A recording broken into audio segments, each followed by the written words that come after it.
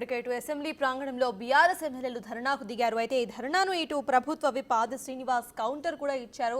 మాట్లాడే అవకాశం ఇచ్చినా కూడా కావాలని ప్లకార్డ్స్ ను పట్టుకొని ఇట్లా ధర్నాలు చేయటం ఎంతవరకు సమంజసం అంటూ కూడా ఆయన మాట్లాడే ప్రయత్నం అయితే చేశారు. అయితే ఈ ధర్నా చేసినందుకు ఇటు బీఆర్ఎస్ ఎమ్మెల్యేలను అరెస్ట్ చేసే అవకాశం అయితే కనిపిస్తోంది. ఇదే అంశంపై పూర్తి డీటెయిల్స్ ను my associate input editor Nagesh అందించడానికి సిద్ధంగా ఉన్నారు. నగేష్, చెప్పండి. ప్రెసెంట్ మనం చూస్తున్నాము విజువల్స్ లో కూడా ఆయన వాళ్ళందరూ కూడా కలిసి ధర్నా చేస్తున్నారు. అసలు ఈ ధర్నాని ఎలా చూడాలంటారు? అప్డేట్స్ ఏంటి? బీఆర్ఎస్ ఎమ్మెల్యేలంతా లోపల మెట్లపైన కూర్చొని ధర్నా నిర్వహించారు. తమకు 3 అంశాలపైన సభలో మాట్లాడే అవకాశం ఇవ్వడం లేదు. బీఏసీలో కూడా ఏదైతే 3 అంశాలకు సంబంధించి తీర్మానం పెట్టామో ఆ 3 అంశాలకు సంబంధించి ప్రభుత్వం అవకాశం ఇవ్వకుండా వన్ సైడే సభ నిర్వహిస్తుందని చెప్పారు. సో మొత్తానికైతే బీఆర్ఎస్ ఎమ్మెల్యే ప్రస్తుతం మీడియా పాయింట్కి వచ్చి మాట్లాడుతున్న పరిస్థితి. మీ పైన ప్రివిలేజ్ మోషన్ కూడా BRS party Gaddam Prasad Kumar speaker అప్పచెప్పింది. ప్రివిలేజ్ మోషన్ పైన కాంగ్రెస్ పార్టీ ఏం చెప్పదలుచుకుంది?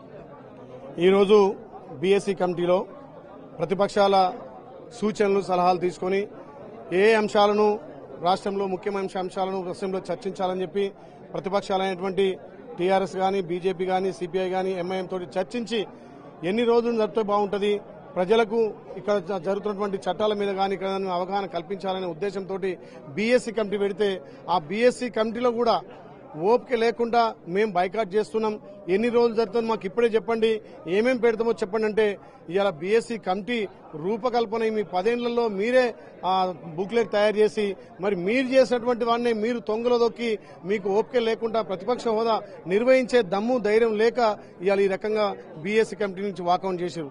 అసెంబ్లీకి వచ్చిన తర్వాత స్పీకర్ గారు కనీస గౌరవ మర్యాదలు లేకుండా స్పీకర్ను అగౌరవపరిచే విధంగా ఫ్లే కార్డులతో ప్రదర్శన చేస్తున్నారు. మేము ఇలా మా ప్రభుత్వం ఇలా టూరిజం శాఖ మీద చర్చ పెట్టింది. ఆ చర్చ తర్వాత మీకు అవకాశం ఇస్తానా గానీ ఒక స్పీకర్ గౌరవ స్పీకర్ మీదకి పోడియం వద్దకు ప్లే కార్డులతో ప్రదర్శన చేసుకుంటూ ఇలా సభను అవమానపరిచి స్పీకర్ గారు ఎంతే పదే చెప్తున్నా లెక్క చేయకుండా ఇలా ఒక దుర్మార్గ చర్య దిగుతున్నారు. ఒక స్పీకర్ అంటే గౌరవం లేదు, ఒక ప్రభుత్వం అంటే మీకు గౌరవం లేదు, ఏమున్నా మీకు అధికారం పోయిందని అక్కస్తోటి ఏ రకంగా ఇలా ప్రజలను తప్పుదో పట్టేయాలని చెప్పి మేము ఆ రకంగా పోతున్నారు తప్ప వీళ్ళు ప్రతిపక్ష హోదా నిర్వహించే దమ్ము ధైర్యం లేక కేసీఆర్ ఏమో ఫామ్ హౌస్ లో పండుకుంటాడు. మరి అలీబాబా అలజన్ దొంగల లెక్క ఈ ఉన్నటువంటి 20 మంది వచ్చి సభను సజావుగా జరగకుండా ఇలా రుణమాఫీ మాట్లాడదామని చెప్పినాం. ఇలా విద్యార్థుల కాస్మెటిక్ ఛార్జీలు మెస్ ఛార్జీల మీద మాట్లాడదామనుకున్నాం. ఇలా సమస్యల మీద మాట్లాడి ఒక్కొక్కటిగా ప్రజలకు అవగాహన వచ్చే విధంగా చేద్దామంటే ఈ దుర్మార్గ చర్యతోటి కనీసం ప్రతిపక్ష హోదా కూడా నిర్వహించలేని పరిస్థితిలో ఇలా బీఆర్ఎస్ వాళ్ళు కాబట్టి తెలంగాణ ప్రజలు గమనిస్తున్నారు. మిమ్మల్ని ఇంట్లో కూర్చోబెట్టినా మీ తీరు మారతలేదు కాబట్టి రేపటి నుంచి జరిగే అసెంబ్లీ సమావేశాలకైనా వచ్చి మీ సూచనలు సలహాలు ఇచ్చి ఇలా రాష్ట్రంలో ప్రజాపాలన ద్వారా ప్రజలకు సంక్షేమం ఒకవైపు అభివృద్ధి ఒకవైపు చేస్తుంటే చూసి ఎవరు లేక సభను తప్పుదోవ పట్టియాలి, తెలంగాణ ప్రజలను తప్పుదోవ పట్టియాలనే ఉద్దేశంతో బీఆర్ఎస్ నాయకులు చేస్తున్నటువంటి డ్రామాలు 15 రోజుల పాటు నిర్వహించాలని చెప్పి హరీష్ రావు డిమాండ్ చేశారు. కానీ 3 అంశాలకు సంబంధించి లగచర్ల రైతులకు బేడీలు, గిరిజనులకు సంబంధించిన అంశం వీటన్నింటినీ ఏవి పట్టించుకోవడం లేదని ప్రభుత్వం అనేది వాళ్ళ ఆరోపణ. లఘుచర్లకు సంబంధించిన విషయం మీద ముందుగా మా గౌరవ ముఖ్యమంత్రి రేవంత్ రెడ్డి గారు స్పందించారు. దానికి బాధ్యులను ఇమ్మీడియట్లీ సస్పెన్షన్ చేయడం జరిగింది. గతంలో మీ లెక్క మిర్చి రైతులను బేడీలేసే చరిత్ర మీది. ఇలా ఎస్టీ ఎస్సీల మీద 3rd డిగ్రీ ప్రయోగించింది మీ గత టీఆర్ఎస్ ప్రభుత్వం. ఇది రైతు ప్రభుత్వం, రైతు సంక్షేమం కోసం ఉంది, రైతులను పెద్ద చేయడం కోసమే తప్ప ఎక్కడ బేడీలని కాదు. ఆ బేడీలేయడంలో కూడా ప్రతిపక్ష పాత్ర ఉందేమో మాకు డౌట్ కూడా వస్తుంది. కాబట్టి దాని మీద కూడా విచారణ చేసి ఆ రైతుకు ఎందుకు బేడీ వేయాల్సి వచ్చిందో దాని మీద కూడా పూర్తిగా విచారణ జరుగుతుంది.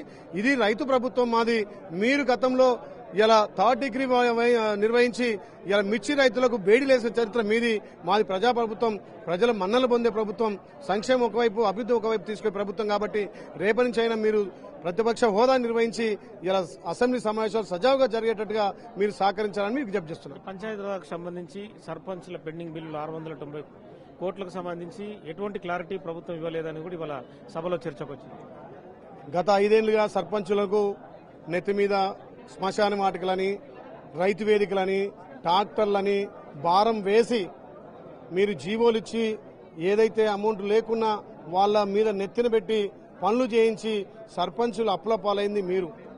ఇవాళ మీరు మీడియా ద్వారా చూడండి, గతంలో ప్రెస్లో చూస్తే సర్పంచులు భిక్షాటన చేసిరు. అది మీ ప్రభుత్వంలో మీరు చేసిన అప్పులు మేము ఒక్కొక్కటిగా మీరు చేసిన అప్పులకు వడ్డీలు కట్టుకుంటూ మీరు చేసిన తప్పులను ఒక్కొక్కటి సర్దిద్దుకుంటూ సర్పంచ్ల వ్యవస్థను ఈ వచ్చే సంక్రాంతి తర్వాత మేము ఎలక్షన్లు పెట్టి ఒక గ్రామ స్వరాజ్యాన్ని పైకి తేవాలని మా గౌరవ ముఖ్యమంత్రి చూస్తుంటే మీరు చేసిన అప్పులకు మీరు చేసిన తప్పులకు ఇలా మేము ఒక్కొక్కటిగా సర్దిద్దుకుంటూ వస్తున్నాం. తప్పకుండా సర్పంచ్ పెండింగ్ బిల్లు కూడా మా ఫైనాన్స్ మినిస్టర్ బట్టి విక్రమార్క గారు ఇస్తామని చెప్పి మాట ఇచ్చిన దీని ఒక భూతద్దంలో పెట్టి చూసి మీరు చేసిన అప్పులకే ఇలా మీరు చేసిన తప్పులకే మమ్మల్ని బాధ్యం చేస్తే మేం కాదు. గతంలో మీ పరిపాలనలో సర్పంచులు చనిపోయిర్రు, సర్పంచులు ఆత్మహత్య చేసుకున్నారు, సర్పంచులు అప్లపాలయ్యారు, పుస్తే పోగులు అమ్మి ఇలా పనులు చేస్తే మీ ప్రభుత్వంలో మీ నలుగురు మీ కుటుంబ సభ్యులే బాగుపడదు తప్ప సర్పంచులను అప్లపాలు చేసిన ఘనత బీఆర్ఎస్ పార్టీది. ఇంకొక క్వశ్చన్, 3.89 కోట్ల అప్పు ఉందని చెప్పి ఆర్బీఐ నివేదిక, కానీ కాంగ్రెస్ పార్టీ ప్రభుత్వం 7.5 లక్షల కోట్ల అప్పు 10 ఏళ్ల పాలనలో జరిగిందని చెప్పి ఆరోపిస్తున్నారు. ఎందుకు డిఫరెన్సెస్? వాళ్ళు ఏదో రాద్ధాంతం చేయాలని చూస్తున్నారు. క్లియర్ కట్ గా 7.5 లక్షల కోట్ల అప్పు చేసింది వాస్తవము. మీరు అప్పు చేసిన అభివృద్ధి కోసం కాదు, మీరు కక్కుర్తి కోసం, కమిషన్ల కోసం, మీ జేబులు నింపుకోవడం కోసం, మీ ఇల్లు నింపుకోవడం కోసమే తెలంగాణ రాష్ట్రం తల్లి సోనియమ్మ మిగులు బడ్జెట్తో తెలంగాణ ఇస్తే ఇలా 10 ఏళ్లలో రాష్ట్రాన్ని పీడించి అప్పుల పాలు చేసిన ఘనత మీది ఏదున్నా మీ ఒక్క నలుగురు కుటుంబం మీ కుటుంబ పాలన కోసమే తప్ప మీ గడిల పాలన తప్ప ఇప్పుడు ప్రజాపాలన వచ్చి ప్రజల నుంచి పెద్ద ఎత్తున స్పందన వస్తుంటే దీన్ని చూసి ఓర్వలేక ఏదో రకంగా అసెంబ్లీ సమావేశాలను డైవర్ట్ చేయాలి, తెలంగాణ ప్రజల మనసును డైవర్ట్ చేయాలని చెప్పి ఒక కొత్త నాటకానికి హరీష్ రావు గారు తెరలేపిండు. తప్పకుండా అక్కడ అసెంబ్లీలో చర్చకు మేము సిద్ధం. మీరు ఎన్ని వేల కోట్ల అప్పులు చేసిరో చూపించడానికి మా ప్రభుత్వం సిద్ధం ఉంది. ఫైనల్ సభా హక్కుల ఉల్లంఘనకు సంబంధించి ఏం చెప్పదలుచుకున్నారు? ప్రివిలేజ్ మోషన్ పైన 10 ఏళ్ల అధికారం వినియోగించుకుని 10 ఏళ్లు మీరు పరిపాలన చేసి ఒక్క సంవత్సరమే మీరు ప్రతిపక్ష హోదా కూడా ఉండలేని పరిస్థితిలో ఒక సభాపతికి కనీస మర్యాదలు ఇవ్వకుండా సభను పూర్తిగా తప్పుదోవ పట్టించి ప్లే కార్డులు ప్రదర్శించి పోడియం వద్దకు దూసుకెళ్లి సభాపతి మీకు సమయం ఇస్తున్నా గానీ రాద్ధాంతం చేయాలి, ఏ రకంగా సభను వాయిదేయాలి, సభని చర్చల నుంచి మేము తప్పుకోవాలనే ఒక దురుద్దేశంతో ఇలా సభా మర్యాదలు ఒక స్పీకర్ అనే గౌరవం లేకుండా ఇలా ప్రతిపక్ష నాయకులు వ్యవహరించారు. కాబట్టి దీన్ని తెలంగాణ ప్రజలు గమనిస్తున్నారు. మీకు అసెంబ్లీ సమావేశాలంటే ఇంట్రెస్ట్ లేవు, సభాపతి మాట అంటే వేదం లేదు మీకు. ఇలా మీరు 10 ఏళ్ళ అధికారం ఉండి మీరు ఏ రకంగా అయితే బీఎస్సీ కమిటీ నిర్వహించారో మేము ఆ రకంగానే బీఎస్సీ కమిటీలో ఇక్కడ ఎంఐఎం కానీ, సిపిఐ కానీ, బీజేపీ కానీ, బీఆర్ఎస్ వల్ల సూచనలు తీసుకొని మేము అసెంబ్లీ నడుపుదామని మేమంటే ఆ బీఎస్సీ కమిటీని కూడా వాకౌట్ చేసి ఓపిక లేక రాజకీయాలలో మీరు అధికారం పోయిందని అక్కస్తోటి ఇంకా కూడా మేమే అధికారం ఉన్నట్టుగా మీ జులుం నడుస్తుంది. కాబట్టి దాన్ని స్పీకర్ గారు గమనించారు.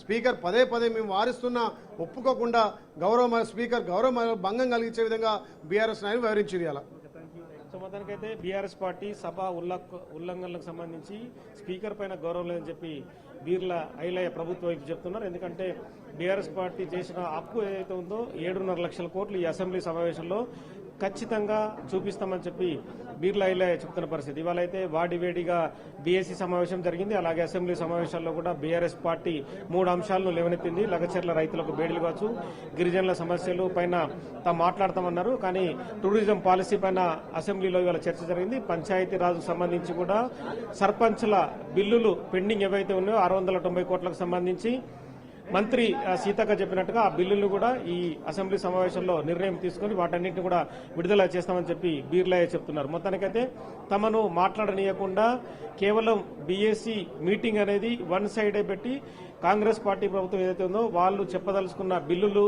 వాళ్ళు చెప్పదలుచుకున్న అంశాలే సమావేశంలో అసెంబ్లీ సమావేశంలో మాట్లాడడానికి నిర్ణయించుకున్నారు. ప్రతిపక్షాల గొంతు నొక్కే ప్రయత్నం చేస్తున్నారని చెప్పి బీఆర్ఎస్ ఆరోపిస్తుంది. ఇవన్నీ కూడా ఏదైతే బీఎస్సీ సమావేశంలో చర్చకు వచ్చాయి, ఖచ్చితంగా ప్రభుత్వ పాలసీలు బిల్లులకు సంబంధించి కూడా ప్రతిపక్ష పార్టీలకు చెప్పాం. కానీ ప్రతిపక్ష పార్టీలు కేవలం ఆరోపణలు చేస్తూ రకరకాలుగా మీడియాలో ఉండాలనే చర్చ దానిపైన వాళ్ళు చూస్తున్నారు. కానీ ప్రజలకు అవసరమైన ఏవైతే అంశాలు ఉన్నాయో ఆ అంశాలకు సంబంధించి ఎటువంటి క్లారిటీ లేకుండా వాళ్ళు సభని పక్కదారి పట్టించే ప్రయత్నం చేస్తున్నారని చెప్పి కాంగ్రెస్ పార్టీ ప్రభుత్వం చెప్తున్న పరిస్థితి కనిపిస్తుంది.